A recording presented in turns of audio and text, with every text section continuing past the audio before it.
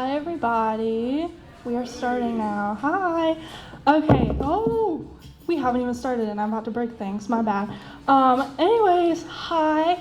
Welcome to the November reading for Ancient City Poets.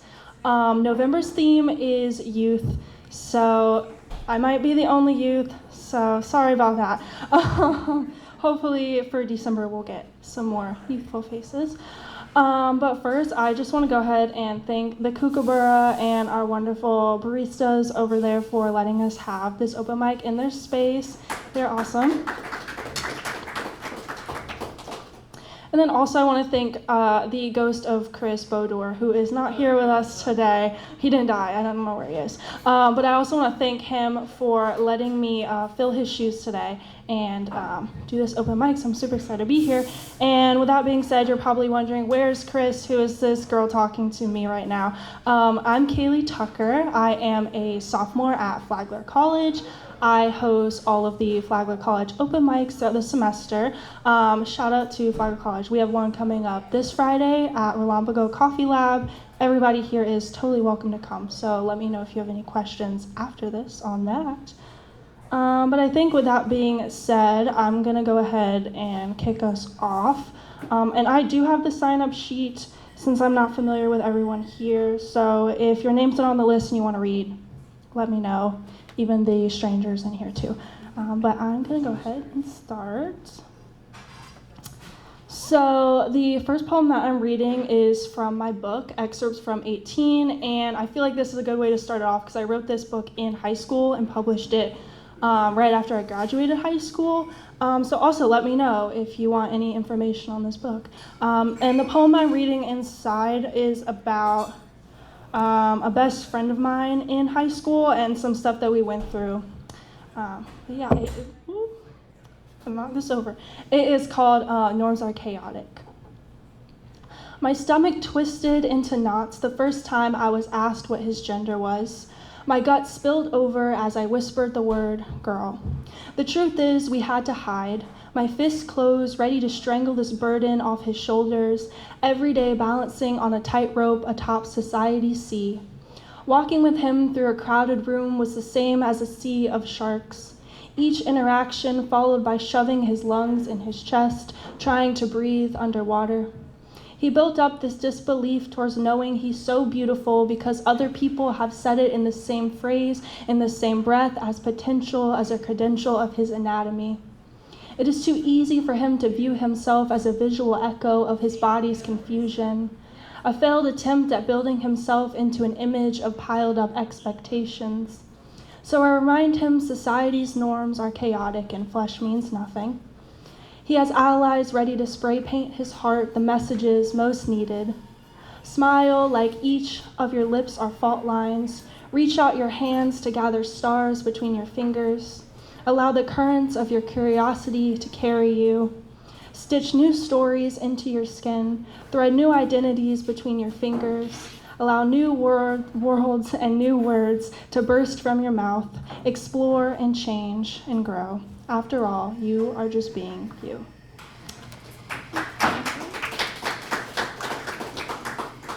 Thank you. And then I have one more. Actually printed it on paper. Just read from my phone. This one, complete 180, and it is called The Belly Howls. My tired hands rub what's left of once rich, brothy brown eyes. They have been drained in a nutritious weeping. Your pain manifests as a starving sickness, and I must cure it, harvest it. Whatever you point to growing from my tender garden, I'll snap their bones. She speaks through the howling of an empty belly to express her desires. I would rather tend to the growling Cheshire grin than watch the rumble turn to fist, so I make soup. I set my hand upon the rosemary, the thyme, the sage, the innocence, the leftovers of my pain. I take 3 carrots, 1 stalk of celery, behead and push them down between hopeless thighs as the belly sings to the rising flame. Sip me slow as a hot, simmering soup swaying soft against your breath. Floating is a lovely hand-painted metal spoon, but it recklessly clatters. I am a ladle and I am overflowing. I have lost my irises. Can't you see your reflection drooling back at you? All you see are the remains of a chicken hacked to the bone.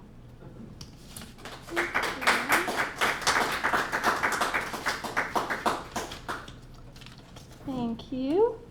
All right, so the first reader is going to be Michael.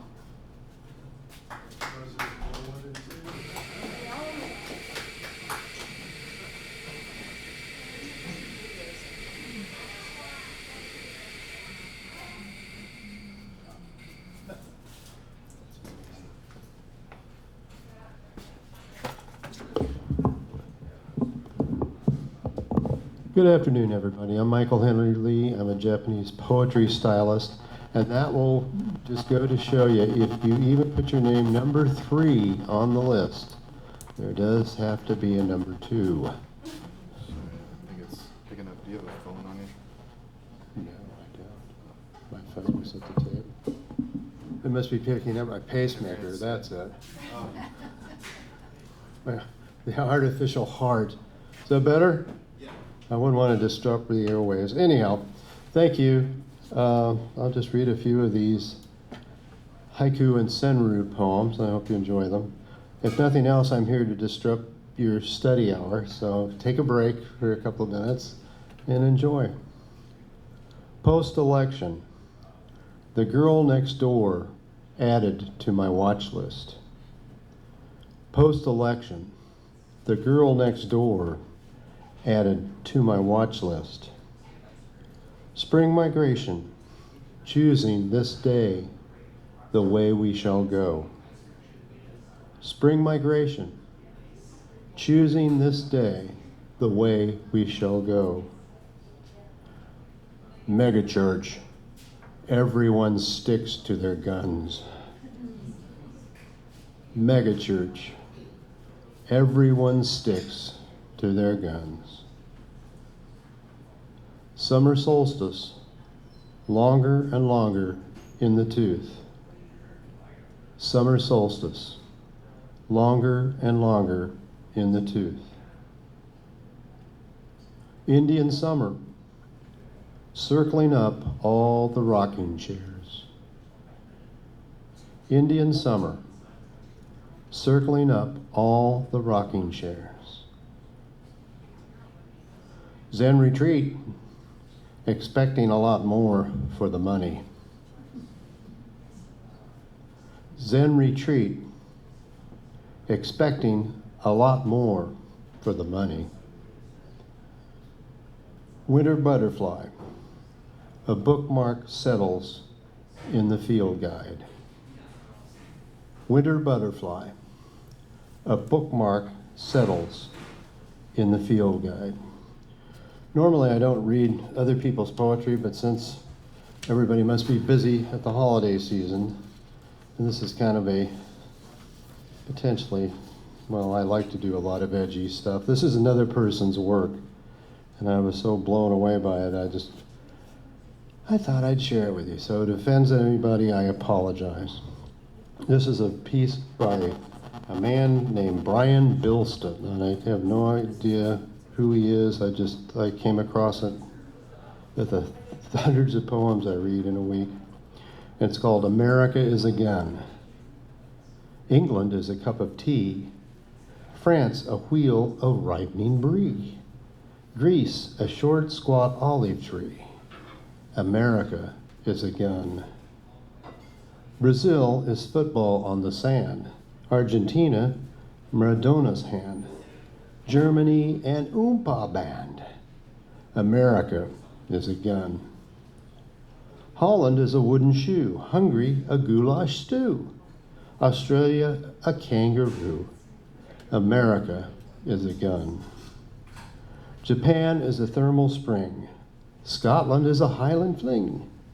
Oh, better to be anything than America as a gun. I apologize if I've insulted anybody. We are better than that. That's the idea. Thank you. Michael Henry Lee, if you didn't catch the name or want to, forget it.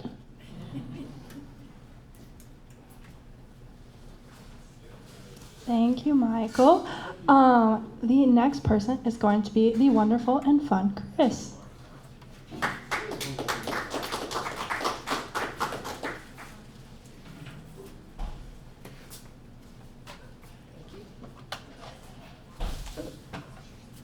I appreciate that. Thank you very much. I'm someone who doesn't like barriers, and so I always move the lectern away. Because we have a little more time today, I guess I'm going to start out with a song and then move on to my poem. When it's golden in the meadow and amber in the field, it's time to reap the bounty that this good earth can yield. It's time to gather in the grain and pick the apples sweet and celebrate good fortune that makes our lives complete. Shall we all dance round together now? Shall we all dance hand in hand? Shall we dance along the waterways? Shall we dance upon the land? Oh, the wind smells much of autumn, and the frost is coming soon. The birds are flying southward beneath a harvest moon. See the leaves sport merry colors as the days grow shorter still. Let us join in happy chorus and eat and drink our fill.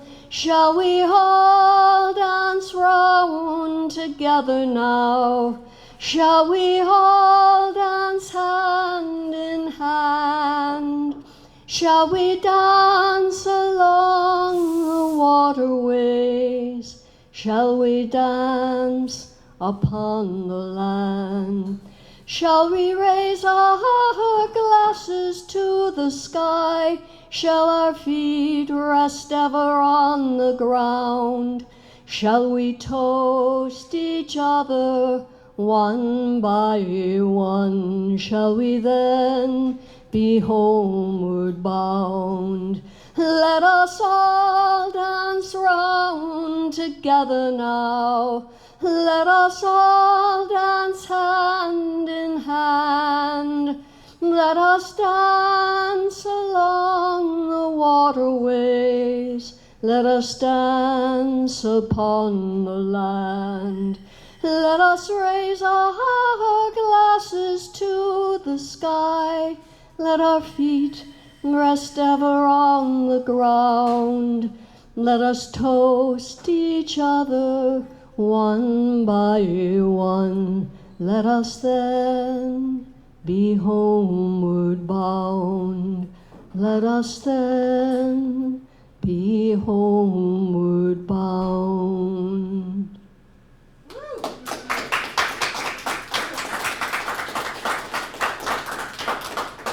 Thank you. That song is featured on one of my CDs called Some Here and Some Now Gone.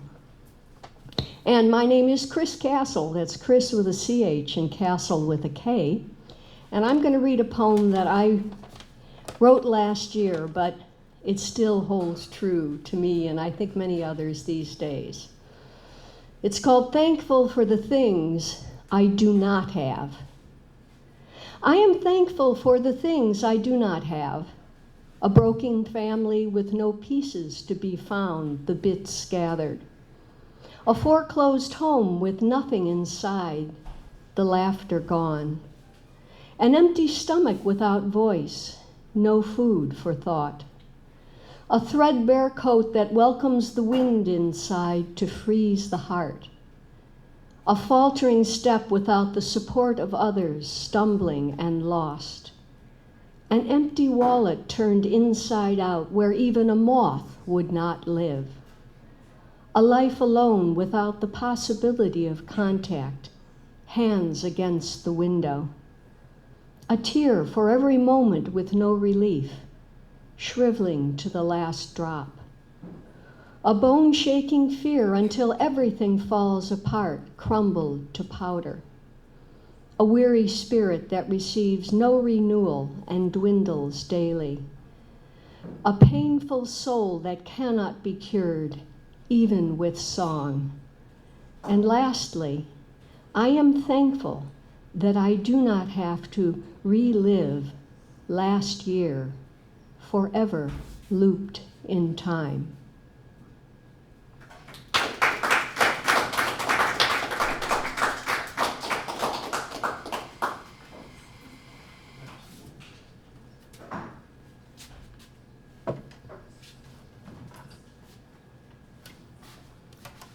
Thank you. And thank you, Chris. I left my parents a day early to come host this, and now I miss them. So thanks for that. The next person that's going to be reading is Pat.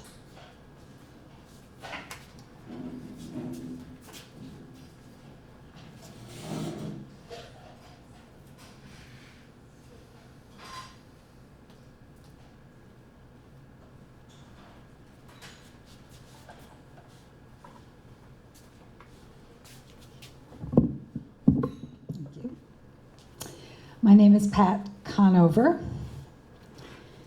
The first poem I'm going to read today is called Portals. And I just knocked it off my screen. Let me recover it. Portals, inception, threshold, a new beginning, gateway to a new cycle. Entering with strong self-awareness and persuasive tongue to break down the barricade of disillusionment and rage that flows unbidden through the entry to our souls. The portal to this inner self is encrusted with layers of history of the spirit. Doors revolve around and through the light of our being. Some slam closed in spite of us. Some hinge on love and trust. Some open wide in anticipation of life-creating energy. The cycle begins anew and begs rejuvenation.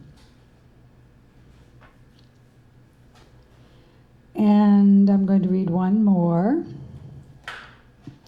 This one is called Flying 2021. Anticipation wanes as boredom slips in uninvited, and mind-numbing engine drone is punctuated by the predictable. Babies crying, open, close, tray tables, too loud music escaping from headphones. Smells of the unwashed, the overperfumed, the smoke-laden clothing, greasy French fries and bananas, dirty diapers. Contorted in two small seats that no longer recline, recalcitrant anti-vaxxers and all-about-me whiners failing to perceive what America was designed to be, choosing to assert their false flag of hate and violence as they assault. It becomes easier to remember the embossed menus of Pan Am with entree choices and several courses served on breakable plates, with canapes set out on galley counters, along with trays of sweets for snacking while stretching out and enjoying a movie, or conversing with seatmates, the pleasantries of meaningful interactions with strangers. Magazines and newspapers readily available for all to peruse. Spacious aisles for moving about on long flights across country. Then even longer from LA to Tokyo, and a shorter hop to Hong Kong on a smaller plane. Taipak was too small for big jets to land, so close to the teeming masses. How exciting to remember the bygone days of flying, 50 years as though yesterday.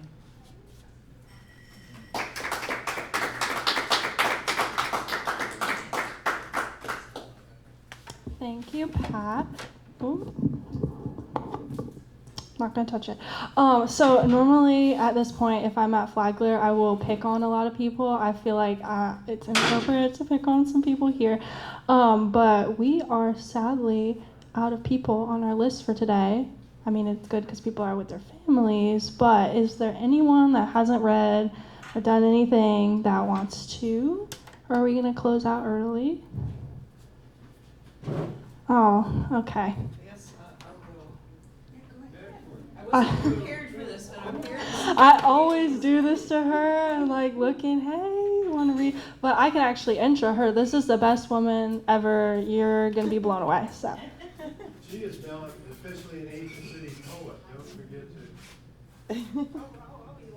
First time you read here, you become a member. I did a couple of years ago, a couple other times, but I did receive an email from Chris Boder a few minutes ago, and it says that Michael Henry Lee and Pat Conover are sponsoring this November reading.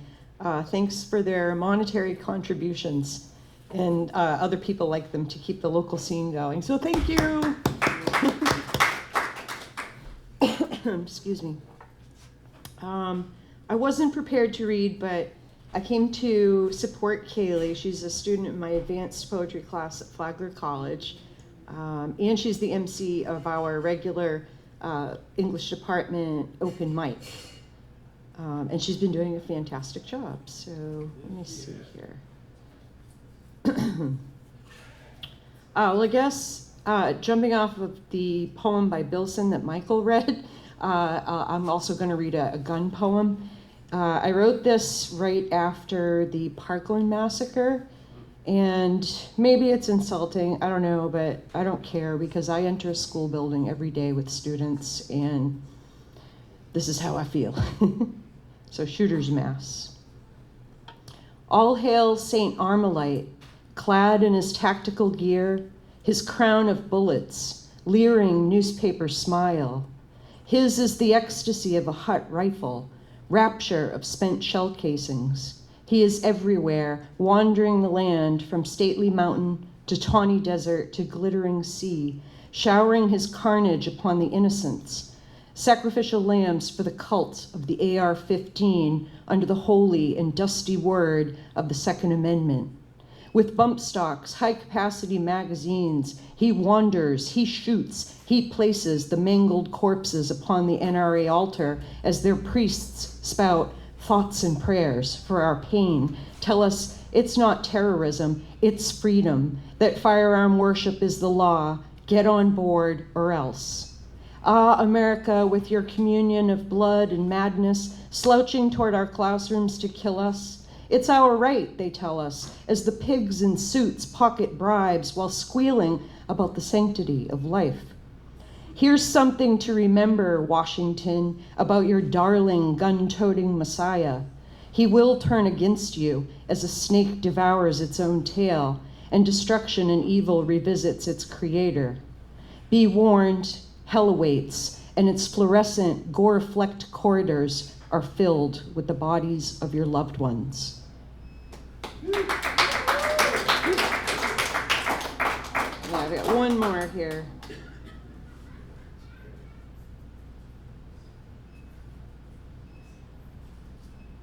And I don't want to lighten the mood or anything, so this is called The Blooding, and this was for, I wrote for Anthony Bourdain after the episode of Parts Unknown, Season 5, Episode 3, The Blooding. He stalks the wet heather, a wild, wind-blown landscape, to kill a red stag. Loch Marie gleams in the distance, hunting lodge far below. His focus is sharp. A bullet and the 10-point buck crumples, antlers in a slow sink. In the highland hush, Bourdain holds his breath. 3 years later, he will hang himself in France, but for now, a banner of vitality, reverence unfurls within him. He is enthralled.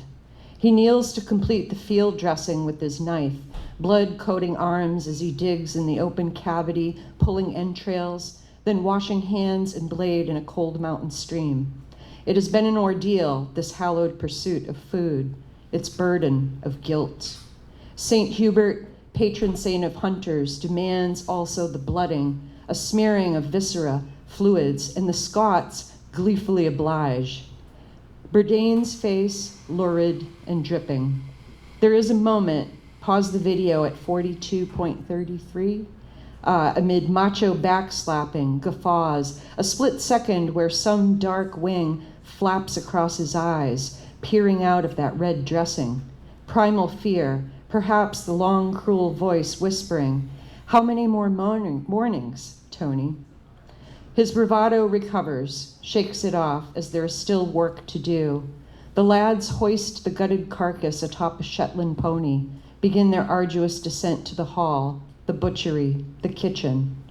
Later, a simple table. Bourdain hunched over his platter, venison swimming in pale juices, his eyes wet black, haunted.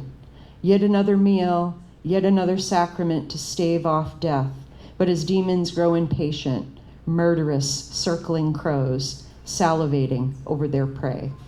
That's it. Thank you.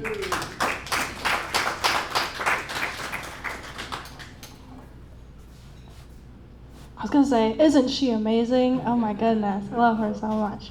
Did you want to read?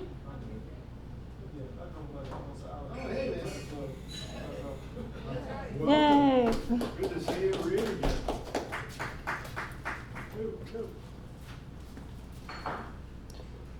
Thank you for even having this. It's still a beautiful crowd. This is wonderful. I drove from Jacksonville. The poetry gods would be angry if I didn't say anything on this microphone. My name is Odd Rod, storyteller Odd Rod. How about a poem, right? It's just for content. My mom was addicted to crack for 21 years. She's been clean now for 15. People usually clap for that. Thank you. It's a big deal. Sobriety is very important, and I love my mom. I'm happy to have her back. When she got clean the first year, she decided to become my grandmother during Thanksgiving, and that was a big deal. Like, she was like, "I'm cooking Thanksgiving dinner, and I want you home." My mom never done that, and I went home and made sure I was there for Thanksgiving dinner. Dinner was fine, and then there was dessert. It was a lot of cakes on the table, and it was one pie. And I was like, I think I'm gonna have the pie. This crowd doesn't have as much chocolate as it should in here, but it's okay, y'all. I'm sure y'all understand. African Americans don't typically cook pumpkin pie. What we cook is amazing. Y'all know this. My mama didn't know. She cooked the pumpkin pie, and she failed at it. And I wrote a poem about it. I usually have the crowd say the title of the poem before I start. Everyone please say pumpkin pie. Pumpkin pie. The pumpkin pie lie offended. It wasn't prepared at its best. But what are the terms of the mother bird's worms that she hustles back to the nest? You see, my mother did more than dig tunnels. Her burdens were heavy to tote, for she had been wounded by hunters, and they shot her down with their dope. Lost all that she knew and became a victim of crack and cocaine, a bird at its low that barely could float but knew how to hold on to planes. They say things get better with time. I watch my watch watching me back. The ticks and the tocks of her heart and my clock were forcing me close to the tracks, where I'd lay me away from my problems, and I'd lay me away from my woes. I watched Batman watch over Gotham. Well, God was with me, I suppose. Supposed to be dead as a teen, but I made it to college instead. I fought through my low self-esteem. I picked up a pen and I fled. My mother did all that she could. She wanted to be there, she did. But drugs are like termites on wood, and they ate away thoughts of her kids. We all have our faults and our fights. My mother fought her faults for years. Where I was influenced to write, where she was influenced by peers. Was her who decided to change. Was her who decided to live. We both held our heads through the rain, and that is what landed us here. I got my mom back, y'all should know. She's been such a force on my rhyme. Now God may not come when you call, but when he arrives, it's on time. That's why I say more than just poems. My life has been more than just verse. I think of my mom and perform. I've watched her come back from her worst. And as bad as that pie was prepared, I ate it with little regret. For the chef had been bruised past repair, but she shows that she ain't gave up yet.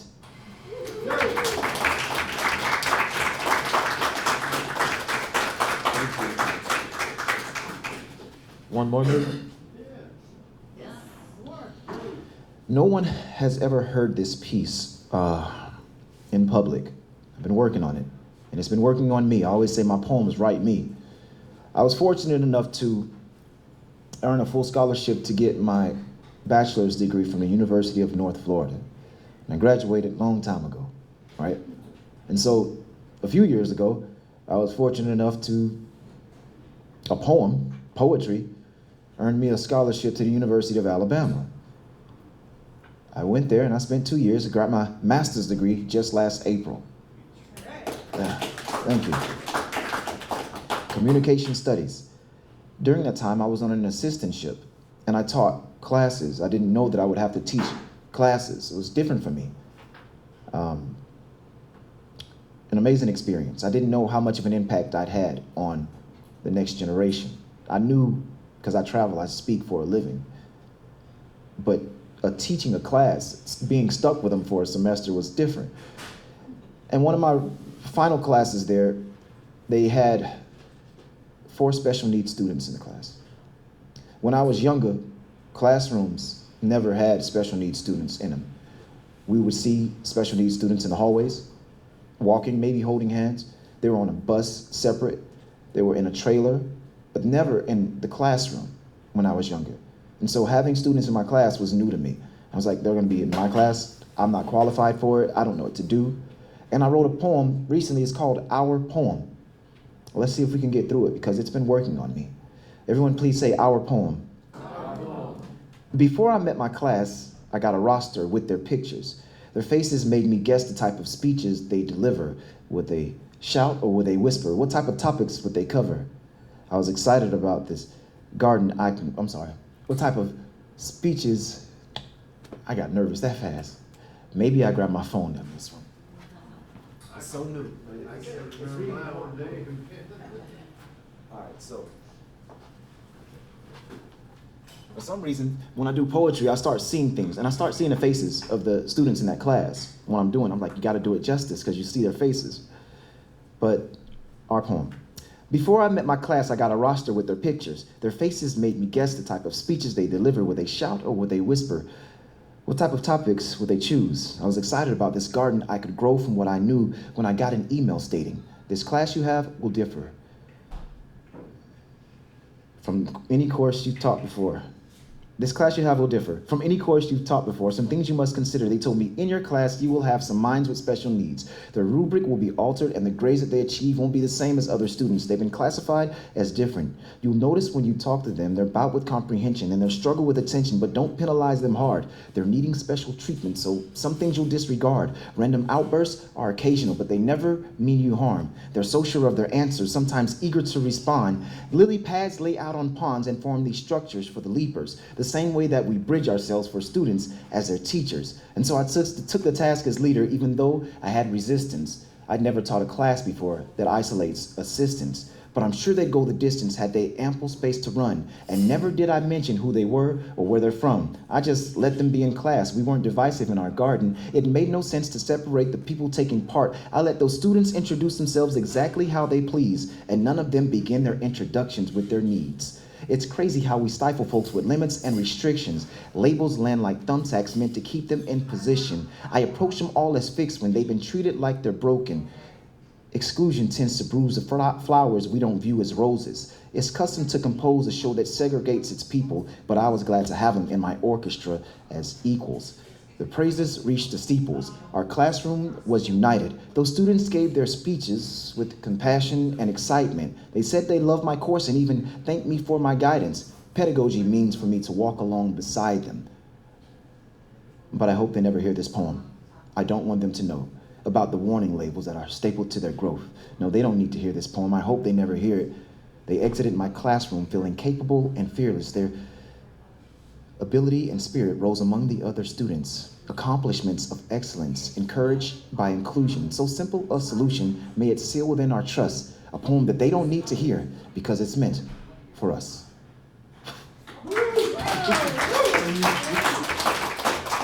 Thank y'all so much.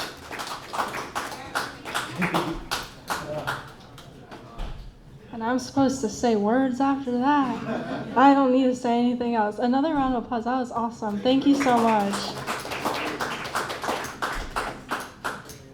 forgot everything. That was amazing. I'm absolutely blown away. You're why we do this and write, and that was a good reminder for all of us, like why we're up here and why we write the things that we write. And you said it, the poem, you were saying the poetry just is you without you having to go through that process, if that makes sense. But okay, anyways, I think that's it for today. So thank you all for being here for our November reading. Our next reading is going to be the last Sunday of December, and the theme is the reason for the season. So do what you will with that theme. Hopefully I will try to make it to that one. But thank you again to the Kookaburra and the wonderful baristas over there for having us. Yay. Thank you to Invisible Chris for having this and bringing this to life. And thank you all for being here, sharing, listening, observing, learning, all of that. And thank you for having me and trusting me to do this today. Yay.